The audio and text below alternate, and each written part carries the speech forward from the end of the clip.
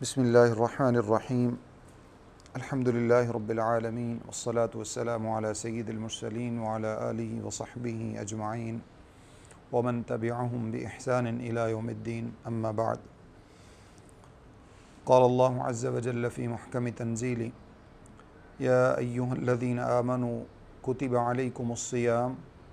کما کتب علی الذین من قبلکم لعلکم تتقون۔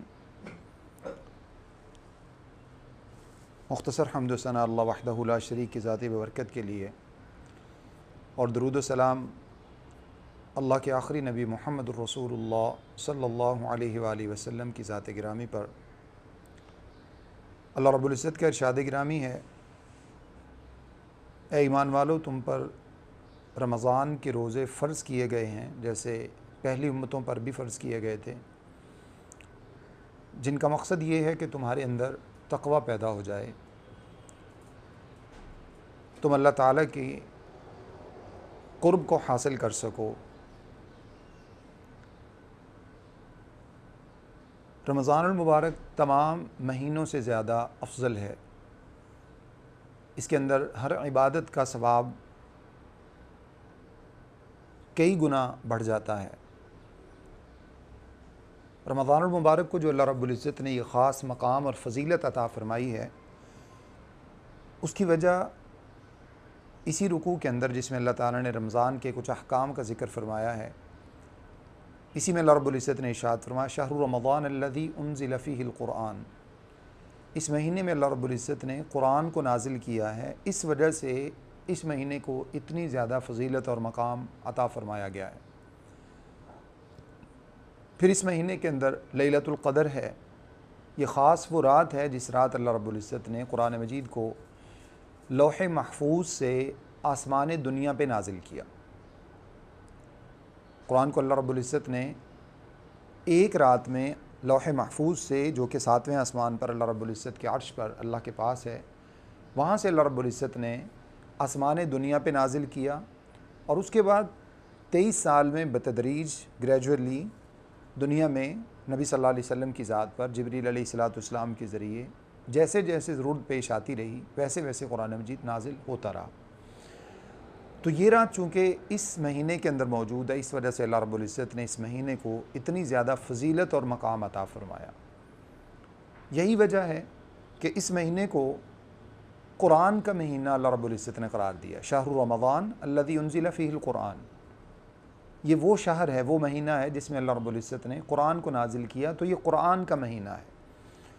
رسول اللہ صلی اللہ علیہ وسلم جب رمضان المبارک آتا تو جبریل امین علیہ السلام کو قرآن مجید سناتے اور ان کا قرآن مجید سنتے، ان کے ساتھ دور فرمایا کرتے، جس کا معنی یہ ہے کہ رمضان میں قرآن کی تلاوت انسان کی زندگی میں کثرت سے آ جانی چاہیے۔ حتیٰ کہ محدثین ایسا کیا کرتے، جب رمضان المبارک آتا تو حدیث پڑھانا بھی بند کر دیتے۔ حالانکہ حدیث پڑھنا نیک عمل ہے، نبی صلی اللہ علیہ وسلم کی سنتوں کا ذکر کرنا، لوگوں تک اس پیغام کو پہنچانا، دین جو ہے وہ باقاعدہ دین کا حصہ ہے، دین کا بہت بڑا حصہ حدیث رسول صلی اللہ علیہ وسلم کے اندر موجود ہے، لیکن رمضان المبارک کے قرآن سے تعلق کی وجہ سے وہ دیگر تمام مشاغل کو ترک کر دیتے۔ حتیٰ کہ بعض محدثین اور بعض ائمہ کے بارے میں یہاں تک آثار موجود ہیں کہ جب رمضان آتا تو وہ روزہ رکھنے کے بعد مسجد کا رخ کرتے اور سارا دن مسجد میں ہی گزارتے، سارا دن مسجد میں گزارتے۔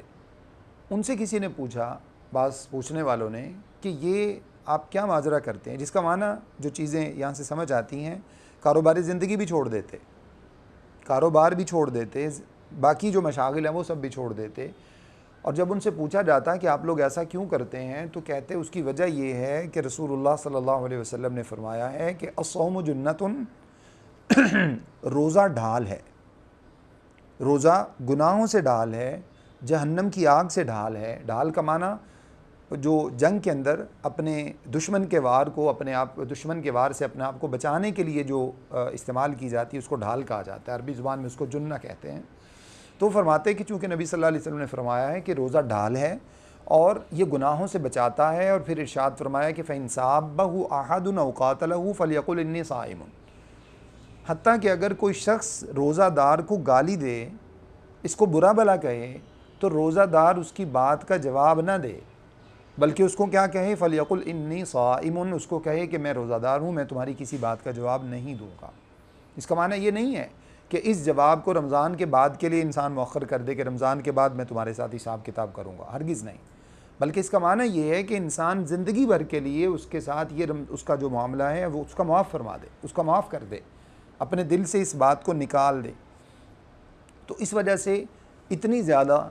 اللہ رب العزت نے اس رمضان کو فضیلت عطا فرمائی ہے، حتیٰ کہ رسول اللہ صلی اللہ علیہ وسلم ارشاد فرماتے ہیں کہ اللہ رب العزت نے ارشاد فرمایا کل عمل بنی آدم لہ الا الصیام فإنہ لی وأنا اجزی بہ، انسان کا، بنی آدم کا ہر عمل اس کے لیے ہے، جو وہ عمل کرتا ہے فرشتے اس کا اجر لکھ لیتے ہیں، فرشتے اس کا اجر لکھتے ہیں اور وہ انسان کو دنیا میں یا آخرت میں پہنچا دیا جائے گا۔ جبکہ روزہ ایک ایسا عمل ہے جس کے بارے میں اللہ رب العزت نے ارشاد فرمایا حدیث قدسی میں کہ الصوم لی وانا اجزی بہ، کما قال علیہ الصلوۃ والسلام، روزہ میرے لیے ہے اور اس کی جزا میں ہی دے سکتا ہوں، کسی کو معلوم نہیں کہ اس کی جزا کتنی ہے۔ یعنی روزہ اللہ اور بندے کے درمیان ایک راز کا معاملہ ہے۔ باقی اعمال ایسے ہیں، جب انسان ان کو بجا لاتا ہے، ان کو کرتا ہے، زندگی کے اندر کوئی نہ کوئی دنیا میں انسان کو دیکھ لیتا ہے۔ نماز کے اندر بھی کئی لوگ اس کو دیکھ لیتے ہیں، نماز پڑھتے ہوئے، سخاوت کرتے ہوئے اس کو کئی لوگ دیکھ لیتے ہیں۔ حتیٰ کہ صدقہ اگر انسان چھپا کر بھی کرتا ہے تو جس کو دیا ہے اس کو تو معلوم ہی ہے کہ آپ نے صدقہ دیا ہے۔ لیکن روزہ اگر آپ نے رکھا ہوا ہے، فرض کیجئے آپ نے لوگوں کے سامنے سحری کر لی، گھر والوں کے سامنے سحری کر لی، اس کے بعد اگر کسی شخص نے چھپ چھپا کر جو ہے وہ گھر کے اندر، کمرے کے اندر فریج موجود ہے، گھر کے اندر موجود ہے، سب لوگ سو رہے ہیں، یا کسی بھی طرح سے اس کو تنہائی میسر آتی ہے، بڑی آسانی کے ساتھ کھا پی سکتا ہے، اس کو کوئی دیکھنے والا نہیں، اور کھائے پیے کے بعد بھی انسان اپنے اس عمل کو چھپا سکتا ہے کہ ہاں میں تو روزے سے ہوں، تو یہ انسان کیوں نہیں کرتا؟ کس وجہ سے اپنے آپ کو ان چیزوں سے روکے رکھتا ہے؟ حلال چیزوں سے روکے رکھتا ہے۔ یہ چیزیں کھانا عام دنوں کے اندر حلال ہے، لیکن اس کے باوجود انسان اپنے آپ کو ان چیزوں سے روک لیتا ہے، حلال چیزوں کو استعمال نہیں کرتا، کھانے پینے کو چھوڑ دیتا ہے۔ کس وجہ سے؟ کیونکہ اس نے سحری کے ٹائم پہ اللہ تعالیٰ کے ساتھ یہ کمٹمنٹ کر لیا ہے کہ اب میں اے اللہ رب العزت پورا دن تیرے لیے روزہ رکھوں گا اور تیری خاطر میں سارا دن کچھ نہیں کھاؤں پیوں گا۔ تو جب یہ عمل انسان کرتا ہے تو اس کے نتیجے میں اللہ رب العزت نے ارشاد فرمایا کہ الصوم لی وانا اجزی بہ، اس روزہ کا عمل، اس روزہ کا جو اجر ہے وہ اتنا بڑا ہے کہ فرشتوں کے پاس یہ طاقت نہیں ہے کہ وہ اس کا اجر لکھ سکیں۔ اس وجہ سے اللہ رب العزت نے فرمایا کہ الصوم لی وانا اجزی بہ، تو اس کا اجر صرف میں ہی دے سکتا ہوں، مجھے معلوم ہے کہ اس بندے کو اجر کتنا دینا ہے، اور کتنا اجر دینا ہے اس کی حدیث کے اندر وضاحت موجود ہے۔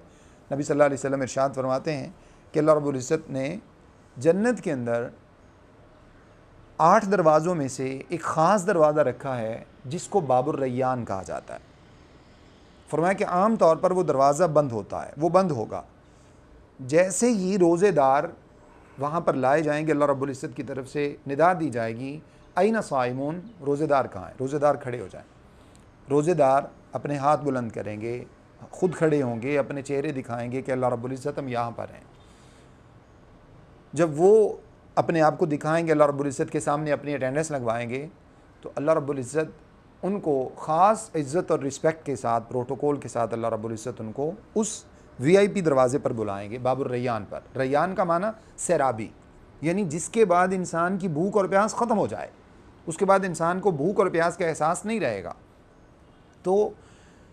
اللہ کے نبی علیہ الصلوۃ والسلام ارشاد فرماتے ہیں وہ دروازہ کھولا جائے گا، اس دروازے میں سے، اس جنت کے دروازے میں سے ان روزے داروں کو داخل کر دیا جائے گا۔ جیسے ہی یہ روزے دار اس دروازے میں سے داخل ہو جائیں گے تو وہ دروازہ آپ صلی اللہ علیہ وسلم نے ارشاد فرمایا بند کر دیا جائے گا، کوئی دوسرا شخص اس دروازے سے داخل نہیں ہو سکے گا۔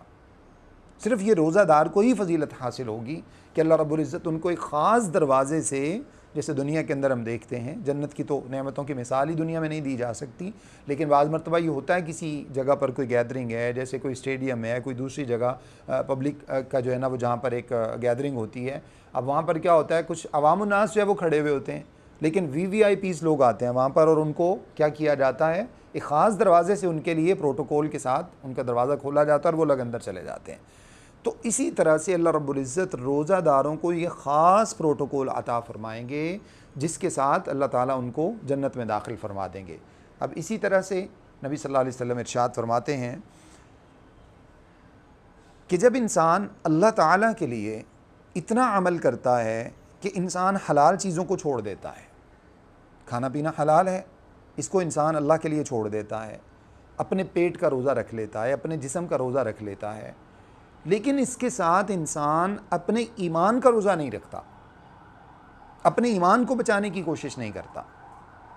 یعنی ایمان کو بچانے کا معنی کیا ہے؟ انسان کا ایمان کیسے بچ سکتا ہے؟ جب انسان گناہوں کو ترک کرتا ہے تو انسان کا ایمان انکریز ہوتا ہے، وہ بڑھتا ہے، انسان کا ایمان محفوظ ہو جاتا ہے۔ تقویٰ اصل میں یہی چیز ہے، نیکی کرنا اور گناہ سے اجتناب کرنا۔ اگر ایک انسان زندگی بھر نیکی تو کرتا رہے لیکن گناہوں سے نہ بچے تو یہ تقویٰ نہیں ہے۔ اسی طرح سے ایک انسان اگر گناہ سے تو اپنے آپ کو بچا لیتا ہے، دنیا سے کنارہ کش ہو جاتا ہے، بالکل تنہائی اور خلوت اختیار کر لیتا ہے، لیکن کوئی ایک بھی عبادت نہیں کرتا، اللہ رب العزت کی فرمانبرداری کا کوئی کام نہیں کرتا، گناہوں سے اس نے اپنے آپ کو بچایا ہوا، خلوت میں کر لیا، بالکل اس نے تنہا کر لیا اپنے آپ کو، لیکن کوئی بھی نیک عمل نہیں کرتا۔ نیک عمل کے اندر سب سے پہلے عبادات ہیں، پھر معاملات ہیں، رشتہ داروں کے حقوق ہیں، بیوی بچوں کے حقوق ہیں، والدین کے حقوق ہیں، بہن بھائیوں کے حقوق ہیں، اسی طرح سے باقی لوگوں کے حقوق ہیں، ہمسائے کے حقوق ہیں، یہ ساری چیزیں اس کے اندر، یہ ساری چیزیں نیکی کے اعمال ہیں، وعدوں کی پاسداری ہے، یتیموں کے حقوق ہیں، مساکین کے حقوق ہیں، فقراء کے حقوق ہیں۔ یہ سب انسان نہیں کرتا تو یہ تقویٰ نہیں ہے، یہ تقویٰ نہیں ہے، یہ رہبانیت ہے جس کو اللہ رب العزت نے اسلام کے اندر جائز قرار نہیں دیا۔ تو تقویٰ کیسے ہے؟ تقویٰ جو ہے وہ نیکی کرنا اور گناہ سے بچنا، ان دونوں کا کمبینیشن، یہ تقویٰ ہے۔ یہ تقویٰ انسان کو کب حاصل ہوتا ہے؟ جب انسان روزہ کے ساتھ، اپنے پیٹ کا روزہ رکھنے کے ساتھ، جسم کا روزہ رکھنے کے ساتھ انسان اپنے ایمان کو بچانے کی کوشش کرے۔ اسی وجہ سے رسول اللہ صلی اللہ علیہ وسلم نے ارشاد فرمایا کہ من لم یدع قول الزور والعمل به فلیس للہ حاجۃ ان یدع طعامہ وشرابہ۔ جو بندہ روزہ تو رکھ لیتا ہے، جسم کا روزہ تو رکھ لیتا ہے، لیکن اپنے نفس کا روزہ نہیں رکھتا، اپنی زبان کو، اپنے ہاتھ کو دوسرے لوگوں کو تکلیف پہنچانے سے باز نہیں رکھتا۔ من لم یدع قول الزور، قول زور نہیں چھوڑتا۔ قول زور اصل میں کہا جاتا ہے، زور ویسے جھوٹی بات کو کہا جاتا ہے، لیکن قول زور کا معنی ہے یعنی صرف جھوٹ نہیں، یہاں پر زبان کی ہر برائی کو انسان جب تک نہیں چھوڑتا، ہر برائی کو انسان جب تک نہیں چھوڑتا۔ زبان کی برائیوں میں سے کیا ہے؟ کسی کو تکلیف دینا، کسی کی غیبت کرنا، کسی کی چغلی کرنا، کسی کے بارے میں جھوٹ بولنا، کسی کے بارے میں جھوٹی گواہی دینا، جھوٹی قسم اٹھا کے کاروبار کرنا۔ زبان کے ساتھ جس قسم کا بھی کوئی گناہ کیا جا سکتا ہے، یہ تمام کے تمام گناہ جب تک انسان نہیں چھوڑتا۔ اور اسی طرح سے والعمل بھی، اسی طرح سے گناہ کے ہر عمل کو نہیں چھوڑتا۔ گناہ کے اعمال میں کیا ہے؟ جن چیزوں کے اندر انسان پہلے ملوث تھا، ابھی بھی ان کے اندر ملوث ہے، وہ ساری چیزیں انسان گناہ کے کام نہیں چھوڑتا۔ فرض کریں دھوکہ دہی کا کام کر رہا ہے، اس کا کاروبار جو ہے وہ ملاوٹ والا ہے، یا اللہ تعالیٰ کے حرام کردہ امور میں سے اس کا کاروبار ہے، یا اسی طرح سے باقی چیزیں ہیں، یا گناہوں کے اندر انسان ملوث تھا، اللہ کی نافرمانی کے کاموں میں ملوث تھا، وہ سب نہیں چھوڑتا۔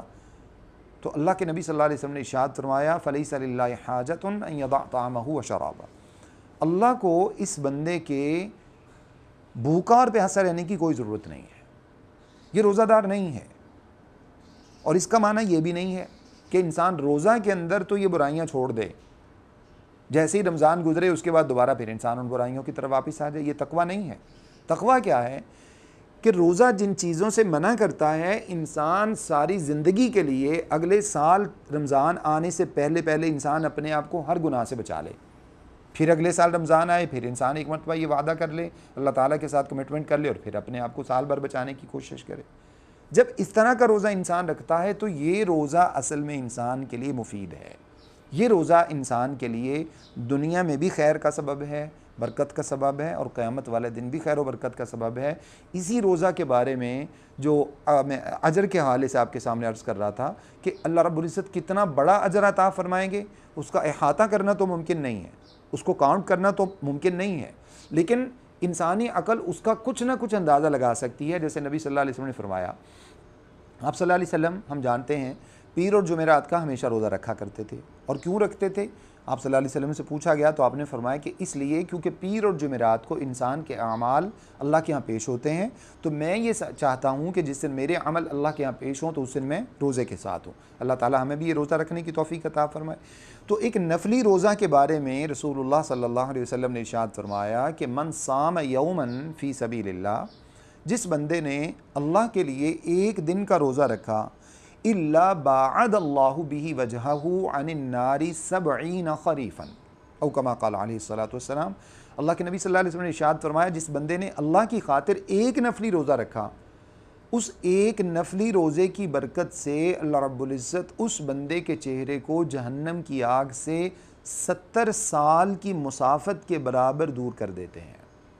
یعنی اس بندے اور جہنم کے درمیان ایک خندق کھود دی جاتی ہے، وہ خندق اتنی بڑی ہے کہ اگر انسان 70 سال اس کے اوپر سفر کرتا رہے تو جہنم تک نہ پہنچ سکے۔ یہ ایک روزہ کی فضیلت ہے، اور وہ بھی نفلی روزہ۔ ایک نفلی روزہ کی وجہ سے اب اگر فرض کیجئے کہ ایک انسان جو ہے وہ ہر پیر اور جمعرات کا روزہ رکھتا ہے تو مہینے کے اندر تقریباً 8 روزے تو یہ اس کے ہو گئے۔ 8 کو ذرا 7 کے ساتھ ملٹیپلائی کر کے دیکھیے، اتنے سال، اتنے یعنی سینکڑوں سال اللہ رب العزت اس کو ایک مہینے کے نفلی روزوں کی وجہ سے جہنم کی آگ سے دور کر دیتے ہیں۔ اور ایسا نہیں ہے کہ یہ فضیلت صرف نفلی روزے کی ہے، فرضی کی نہیں ہے۔ فرضی کی فضیلت یاد رکھیں، فرض اور نفل کے اندر جو بنیادی فرق ہے، اللہ تعالیٰ نے وہ چیزیں جو اپنے بندوں پر فرض قرار دی ہیں، کچھ تو وہ ہیں جو انسانوں سے کہا کہ یہ سنت اور نوافل ہیں، تم کوشش کر کے ان کے اندر جو ہے نا وہ محنت کرو اور کثرت کے ساتھ ان کو کرنے کی کوشش کرو، ٹھیک ہے۔ بعض مرتبہ فرض کیجئے کہ اگر انسان ایک اس سے نفل ادا نہیں بھی ہو پاتا تو اس کے اوپر نفل ادا نہ کرنے کی وجہ سے گناہ نہیں ہوتا، جبکہ فرض کو چھوڑنے کی وجہ سے گناہ بھی ہوتا ہے۔ تو وہ چیزیں جو اللہ رب العزت نے انسانوں پر فرض قرار دی ہیں اپنے بندوں کے اوپر، اس کا معنی یہ ہے کہ فرض کردہ چیزیں اللہ تعالیٰ کو نفل کردہ چیزوں سے زیادہ محبوب ہیں، زیادہ پسندیدہ ہیں۔ اس وجہ سے اللہ تعالیٰ چاہتا ہے کہ میرا بندہ دن میں 5 مرتبہ میرے سامنے مسجد میں آ کے حاضری لگوائے، 5 مرتبہ آ کر نماز ادا کرے، میرے سامنے جھکے، میرے سامنے سجدہ کرے، میرے سامنے رکوع کرے، میرے سامنے قیام کرے، میرے سامنے جو ہے وہ تشہد کے اندر بیٹھا ہو، میرے سامنے جھکے، میرے سامنے بیٹھ کر دعائیں پڑھے، اپنی عاجزی، اپنی انکساری کا، اپنی عبادات کا اعتراف کرے میرے سامنے، اور اللہ رب العزت اس بندے کو اپنی طرف سے پھر انعامات سے نوازتے ہیں۔ یہ فرائض ہیں۔ اسی طرح سے روزہ، اللہ رب العزت یہ بات پسند کرتا ہے کہ میرا بندہ ہر مہینے، ہر سال کے اندر ایک مہینہ میرے لیے بھوک پیاس برداشت کرے، میرے لیے انسان گناہوں سے توبہ کر لے، میرے لیے انسان اپنے جو ہے نا وہ اپنے دلوں میں سے کینہ، بغض، حسد، عناد، یہ ساری چیزیں اپنے دلوں سے نکال دے، کیونکہ صحیح حدیث میں اللہ کے نبی صلی اللہ علیہ وسلم نے ارشاد فرمایا کہ قیامت والے دن اللہ رب العزت کے یہاں، جیسے آپ نے فرمایا کہ جن راتوں میں اعمال پیش کیے جاتے ہیں، تو آپ نے فرمایا کہ جب اللہ کے یہاں اعمال پیش کیے جاتے ہیں تو تمام انسانوں کو بخش دیا جاتا ہے، تمام بندوں کو، ایمان والوں کو بخش دیا جاتا ہے، سوائے 2 لوگوں کے، ایک مشرک کو اور دوسرے نمبر پر فرمایا کہ مشاحن کو۔ مشرک کہتے ہیں جو اللہ تعالیٰ کے ساتھ شرک کرتا ہے، اور مشاحن وہ ہے جو اپنے دل میں کسی مسلمان بھائی کے بارے میں کینہ اور حسد کو پالتا ہے، کینہ اور حسد مسلسل بغیر کسی وجہ سے اس کے ساتھ وہ دشمنی رکھتا ہے، بغیر کسی وجہ سے اس سے جو ہے وہ جیلس رہتا ہے، اس سے جلتا بنتا رہتا ہے، اس کی جو ہے نا وہ ترقی اس کو ہضم نہیں ہوتی، اس کا جو ہے نا وہ مطلب جو بھی اللہ تعالیٰ نے نعمتیں اس کو عطا فرمائی ہیں ان نعمتوں کو دیکھ کر وہ جو ہے نا وہ خود ہی اپنے اندر جلتا بنتا رہتا ہے۔ یہ حسد اور کینہ یہ انسان کے اپنے بس میں، انسان اللہ تعالیٰ سے پناہ طلب کرے، لا حول ولا قوت الا باللہ پڑھے اور اپنے آپ کو ان چیزوں سے بچا لے۔ تو یہ چیزیں جب تک انسان کے دل کے اندر ہوتی ہیں اللہ رب العزت انسان کو معاف نہیں فرماتے، اللہ تعالیٰ اس بندے کی بخشش نہیں کرتے۔ تو مقصد کہنے کا یہ ہے کہ جب اللہ رب العزت نے رمضان کے روزے کو بندے کے اوپر فرض قرار دیا ہے تو اس کا معنی ہے کہ یہ عمل اللہ رب العزت کو زیادہ محبوب ہے، جس وجہ سے اللہ رب العزت نے اپنے بندوں سے تقاضا کیا ہے کہ وہ ہر سال 1 مہینے کے روزے رکھیں اور میرے ساتھ اس بات کا وعدہ کریں کہ آئندہ ہم گناہ نہیں کریں گے، آئندہ ہم اپنے آپ کو جیسے بھوک اور پیاس برداشت کیے اسی طرح سے ہمیں اللہ رب العزت تیری فرما برداری کی بھی کوشش کریں گے۔ جب انسان اس طرح کا روزہ رکھتا ہے تو پھر اللہ تعالیٰ کی طرف سے اس کو بہت سے فضائل حاصل ہوتے ہیں۔ کیا فضائل حاصل ہوتے ہیں؟ اللہ کے نبی صلی اللہ علیہ وسلم ارشاد فرماتے ہیں، فرمایا کہ الجمعۃ الی الجمعۃ والرمضان إلى رمضان الصلوات الخمس والجمعة إلى الجمعة والرمضان إلى رمضان مکفرات لما بینہن او کما قال علیہ الصلوۃ والسلام۔ اور ایک حدیث میں فرمایا اذا اجتنبت الکبائر، فرمایا کہ 5 نمازیں، ایک نماز سے دوسری، پھر دوسری سے تیسری، پھر چوتھی، پھر وہاں سے 5ویں، یہ 5 نمازیں، ان کے بیچ میں جو بھی گناہ انسان سے سرزد ہوتے ہیں، صغیرہ گناہ، وہ ان نمازوں کی برکت سے معاف ہو جاتے ہیں۔ یعنی یہ نمازیں کفارہ ہیں انسان کے گناہوں کا۔ پھر والجمعۃ الی الجمعۃ، جمعہ سے لے کر دوسرے جمعہ تک ایک انسان ایک جمعہ ادا کرتا ہے، پھر اگلا جمعہ ادا کرتا ہے، بیچ میں آنے والے تمام صغیرہ گناہ ان جمعہ کی برکت سے اللہ معاف فرما دیتے ہیں۔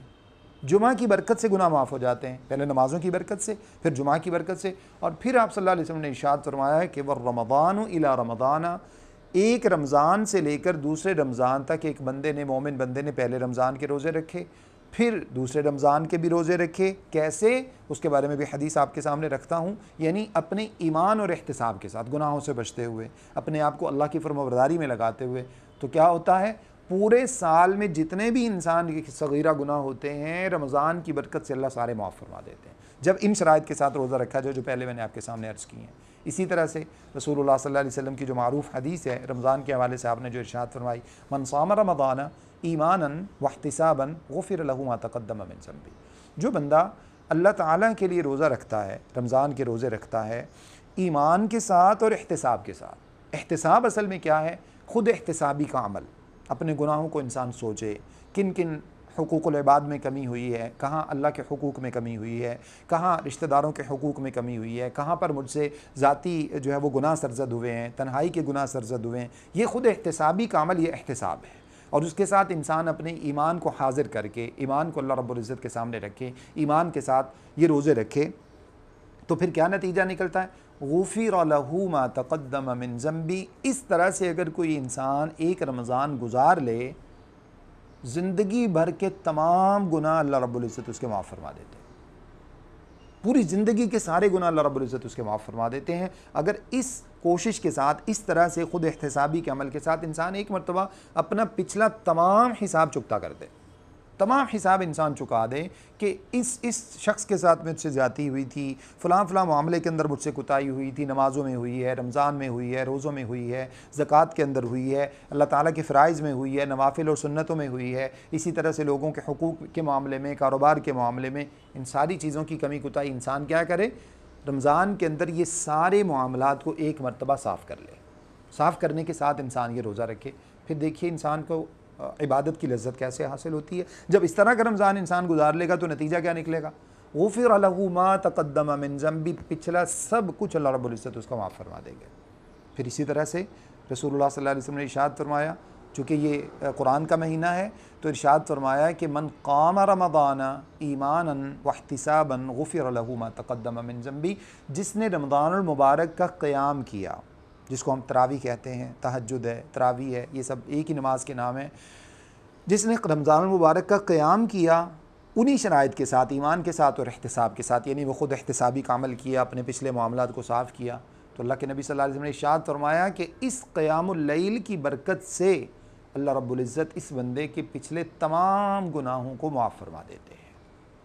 صحیح حدیث میں موجود ہے۔ آخری بات کر کے اپنی بات کو ختم کرتا ہوں۔ رسول اللہ صلی اللہ علیہ وسلم کے سامنے ایک صحابی تشریف لائے اپنے 2 ساتھیوں کو لے کر کہ اللہ کے رسول صلی اللہ علیہ وسلم، یہ میرے 2 بھائی اسلام قبول کرنا چاہتے ہیں۔ اللہ کے نبی صلی اللہ علیہ وسلم نے ان کے ہاتھ پر، اپنے ہاتھ پر ان سے بیعت لی، اور بیعت لینے کے بعد آپ صلی اللہ علیہ وسلم نے یعنی ان کو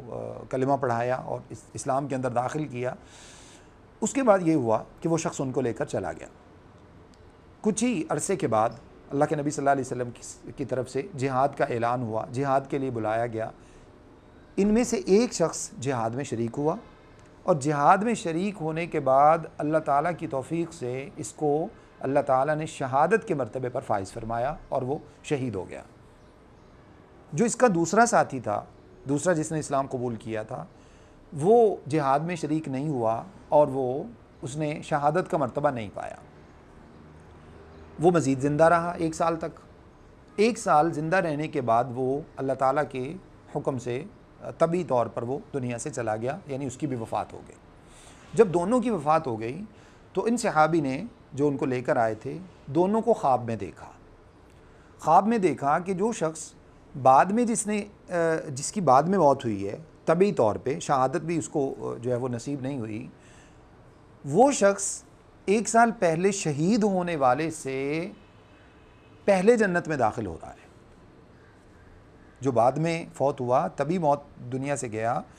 وہ پہلے جنت میں جا رہا ہے، اور جس نے شہادت کا مرتبہ پایا ہے وہ بعد میں جنت میں جاتا ہے۔ ایک فرشتہ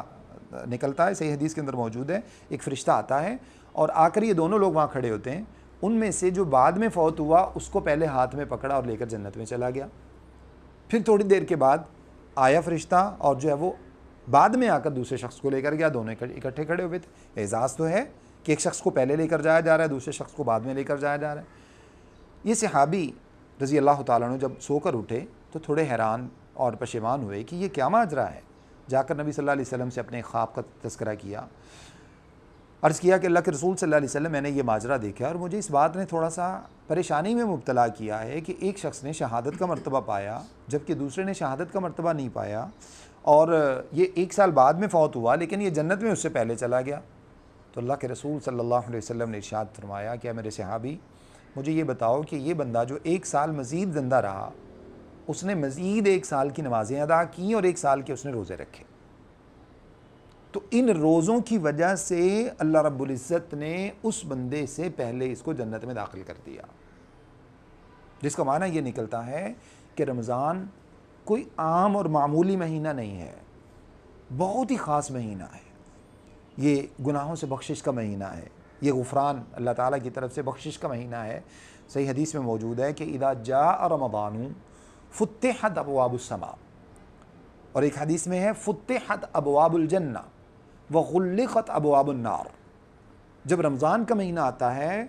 تو اللہ تعالیٰ کی طرف سے آسمانوں کے دروازے کھول دیے جاتے ہیں، اور ایک حدیث میں ہے کہ جنت کے دروازے کھول دیے جاتے ہیں، وغلقت ابواب النار، اور جہنم کے دروازوں کو بند کر دیا جاتا ہے۔ وَلِلَّهِ، دوسری حدیث میں وَلِلَّهِ عُتَقَاءُ مِنَ النَّارِ فِي كُلِّ لَيْلَةٍ، اور ہر رات میں اللہ رب العزت بہت سے ایسے لوگ جن پر جہنم واجب ہو چکی تھی، اللہ ان کو جہنم سے آزاد کر کے جنت میں داخل کرتے ہیں۔ بہت سے ایسے لوگوں کو ہر رات میں ایسا ہوتا ہے۔ اور اسی طرح اس حدیث کے اندر موجود ہے وَصُفِّدَتِ الشَّيَاطِينَ وَصُفِّدَتْ مَرَدَتُ الشَّيَاطِينَ، دونوں طرح کے الفاظ ہیں۔ جو سرکش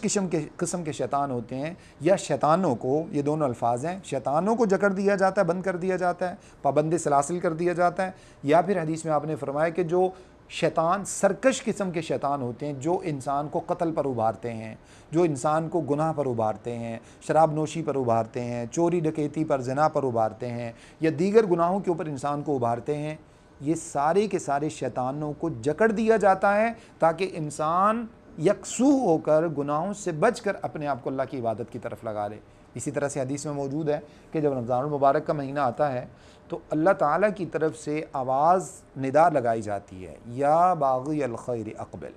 و یا باغی الشر ادبر، اے خیر کو تلاش کرنے والے متوجہ ہو جا، تیرے پانے کا وقت آ گیا ہے۔ اے خیر کو تلاش کرنے والے توجہ کر لے، تیرے پانے کا وقت آ گیا، یعنی تیرے لیے سیزن آ گیا ہے، تیرے لیے پیکج آ گیا اللہ تعالیٰ کی طرف سے رمضان المبارک کا، اب حاصل کر لو، محنت کر لو جو تم سے ہو سکتی ہے۔ اور اسی طرح سے دوسری ندا یہ لگائی جاتی ہے، یا باغی الشر ادبر، اے شر کو تلاش کرنے والے، برائیاں کرنے والے، گناہ کرنے والے، اب انتہا ہو گئی ہے، بس کر دے، اب بس کر دے، بہت ہو چکا ہے، جتنی تو نے برائیاں کر لی تھی کر لیں، یہ رمضان کا مہینہ آ گیا ہے، اب کہیں اس کی خیر سے محروم نہ رہ جانا۔ اس قدر اللہ تعالیٰ کی طرف سے اہتمام کیا جاتا ہے، تو اس وجہ سے ہمیں کوشش یہ کرنی چاہیے کہ رمضان کی کوئی گھڑی ہم سے ضائع نہ ہو، کوئی گھڑی ہم سے ضائع نہ ہو۔ روزہ تو ہم اللہ تعالیٰ کی توفیق سے رکھ لیتے ہیں، اس کے بعد رمضان کا جو روزے کا جو وقت ہے، کوشش کریں کہ زیادہ وقت سونے میں نہ گزرے، تھوڑی سی قربانی دی جائے، کچھ نیند پوری بھی کی جائے اپنی جسم کی ضرورت کے مطابق۔ اس کے علاوہ جو باقی وقت ہے، جیسے ہم عام طور پر موبائل پر بیٹھے ٹائم ضائع کر لیتے ہیں، باقی چیزوں کے اندر کر لیتے ہیں، دیگر جو ہے وہ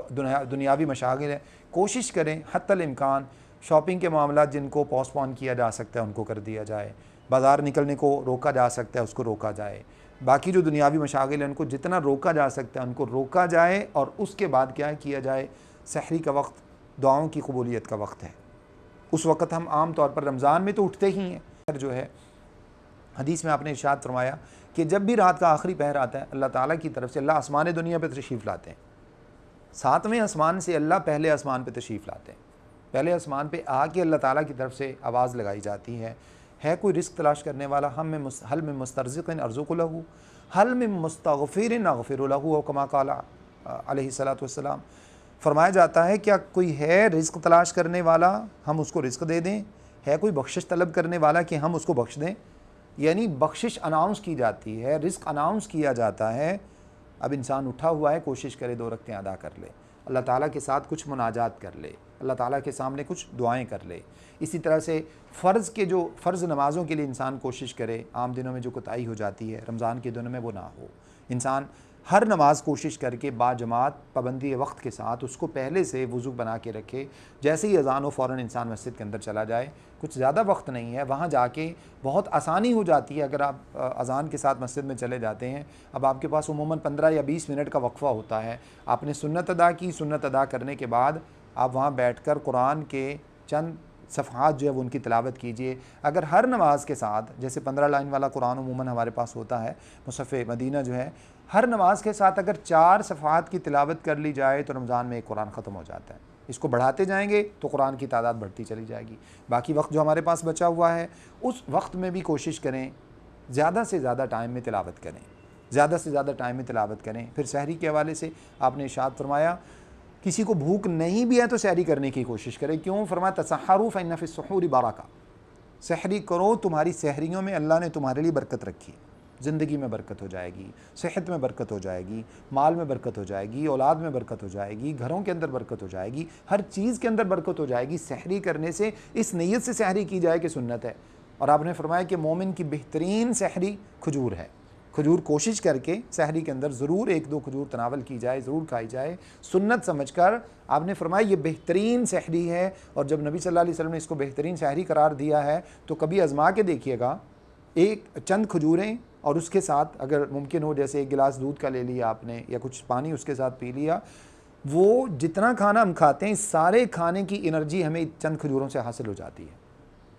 یعنی ملٹی قسم کی ملٹی پرپز جو ہے وہ کھجوروں کے اندر اللہ رب العزت نے ملٹی وٹامنس رکھے ہیں، اس کے اندر منرلز رکھے ہیں، اس کے اندر بے شمار غذائی جو فوائد ہیں وہ اللہ رب العزت نے کھجور کے اندر رکھے ہیں۔ پھر اسی طرح سے افطاری کا جو وقت ہے اللہ تعالیٰ کی طرف سے بڑی ہی برکت والا وقت ہے۔ آپ نے فرمایا للصائم فرحتان، فرحت عند فطرہ و فرحت عند لقاء ربہ، او کما قال علیہ الصلوۃ والسلام، روزہ دار کے لیے دوہری خوشی ہے، دوہری خوشی ہے۔ ایک خوشی تب ہے جب یہ انسان روزہ افطار کرنے کے لیے دسترخوان پہ بیٹھتا ہے، سب کچھ لگا ہوا ہے سامنے، دسترخوان بچھا ہوا ہے، انواع و اقسام کی چیزیں انسان کے سامنے رکھی ہیں، انسان کا ہاتھ آگے نہیں بڑھتا۔ عام طور پر کھانے کے لیے بیٹھتے ہیں، بعض مرتبہ سلاد پانی آ جائے، ہم کیا کرتے ہیں سیلڈ وغیرہ کچھ نہ کچھ لے کے منہ میں ڈالنا شروع کر دیتے ہیں، یہاں پر ہمارا ہاتھ رکا ہوا ہے، دل بھی نہیں چاہتا۔ انتظار کس بات کا ہے؟ اللہ تعالیٰ کی طرف سے ندا کا، اللہ اکبر کی آواز آئے تو ہم اس کے اوپر اللہ تعالیٰ کے حکم سے اپنے آپ کو روکا ہوا ہے۔ ایسے موقع پر انسان جو بھی دعا اللہ تعالیٰ سے مانگتا ہے اللہ رب العزت اپنے بندے کے اس صبر کی وجہ سے اس دعا کو قبول فرماتے ہیں۔ تو اس وقت دعا کا اہتمام کیا جائے، دعا مانگی جائے۔ پھر اسی طرح سے جو ہے وہ افطار کیا جائے۔ پھر آپ نے ارشاد فرمایا کہ ایک خوشی مومن کو افطار کے وقت حاصل ہوتی ہے، اور دوسری خوشی تب حاصل ہوگی جب اللہ تعالیٰ سے ملے گا، کیونکہ اللہ تعالیٰ اس کو وہ جزا عطا فرمائیں گے روزہ دار کو جو کسی دوسرے عمل کرنے والے کو نہیں دی جائے گی۔ اللہ تعالیٰ سے دعا ہے کہ جو چند باتیں میں نے آپ کے سامنے رکھی ہیں اللہ رب العزت سب سے پہلے مجھے اور پھر آپ سب کو سمجھنے، عمل کرنے اور آگے پہنچانے کی توفیق عطا فرمائے۔ استغفر اللہ لی ولکم ولسائر المسلمین، والسلام علیکم ورحمۃ اللہ وبرکاتہ۔